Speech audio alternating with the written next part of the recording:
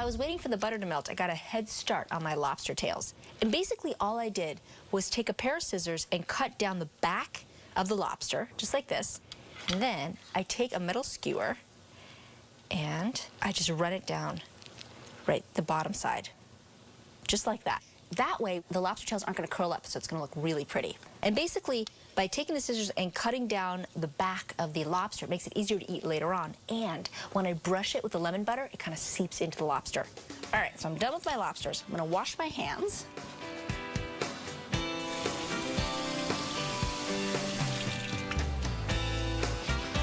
Okay, so now I'm going to show you a little trick. I'm going to grab a spoon. And now that the butter's melted, you can see that the milk solids separate from the butter fat and they rise to the top, kind of like a floating iceberg. So you just basically skim it off the top, just like that. We grab a measuring cup and I pour the melted butter into the measuring cup and you let it cool for a couple minutes. And then when it's cooled, you'll see that all the remaining milk solids will be at the bottom. So you just pour it and leave that in there. In the meantime, I'm gonna get my lemons. 3 lemons, and we're gonna zest 3 lemons because we're gonna really infuse the lemon into the butter. Grab a zester, and here we go. It kind of enhances the flavor of the lobster. Not traditional, but citrusy and bright and super yummy.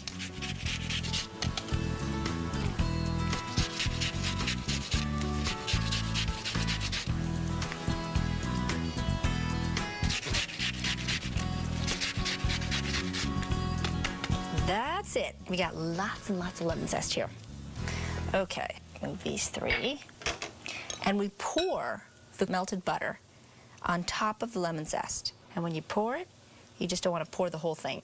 And then that's it, because all the milk solids, whatever was left over, is settled on the bottom. So you don't want to use that. And the heat from the butter brings out the flavor in the lemon zest, and it makes it nice and lemony. There we go. Okay. Now, I'll show you what I do. I take a lobster tail, put it down on the tin foil, and I pour some of the warm lemon butter right over the top. And then I like to open up the shell just a little bit, just like that, and kind of brush the lemon butter right inside of it, just so it really soaks into the lobster meat. That way when it cooks, it's gonna be so good, succulent, and it's gonna have that lemony, buttery kind of flavor to it. There we go. Okay, pat down and wrap the lobster tail. All right, I'm gonna get the rest finished up and prepped.